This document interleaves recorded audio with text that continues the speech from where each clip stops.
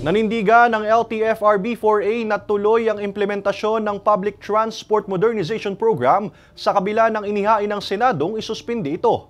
Para sa detalye, makakasama natin live si Paul Hernandez. Paul?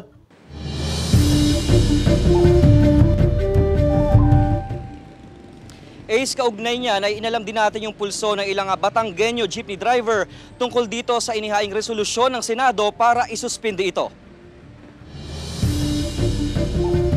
Walang nakikitang dahilan ng Land Transportation Franchising and Regulatory Board o LTFRB-4A na hinto ang implementasyon ng Public Transportation Modernization Program o PTMP sa kabila ng inihaing resolusyon sa Senado na isuspindi ito. Susundin lang daw yan ng ahensya kung may go signal na ng Pangulo. Kung ano man ang maging utos ni Presidente tungkol dito sa PTMP, yun ay susundin ng LTFRB pati na yung mga regional directors.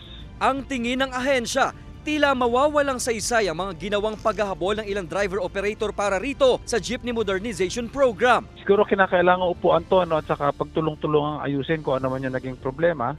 At yung mga naumpisahan na ay ipagpatuloy na. Dapat lang siguro i-improve natin. Para sa ilang tsuper ng jeep sa Lipa City, unfair kung ipapatigil pa ang PTMP. Pero may ilan din namang pabor sa inihaing suspension.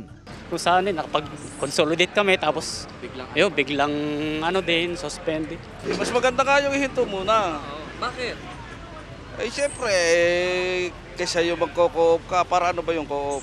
Pwede namang wala yun. Sabi pa ng LTFRB-4A, dapat na raw ituloy-tuloy ang implementasyon lalo at nasa mahigit 80% na driver-operator sa Calabarzon Region ay miyembro na ng consolidated entity. Magpahanggang sa ngayon, Ace, ay wala pa rin daw natatanggap na direktiba mula sa palasyo itong LTFRB-4A, kaya naman iiral pa rin yung implementasyon ng modernization program. Ace. Maraming salamat, Paul Hernandez.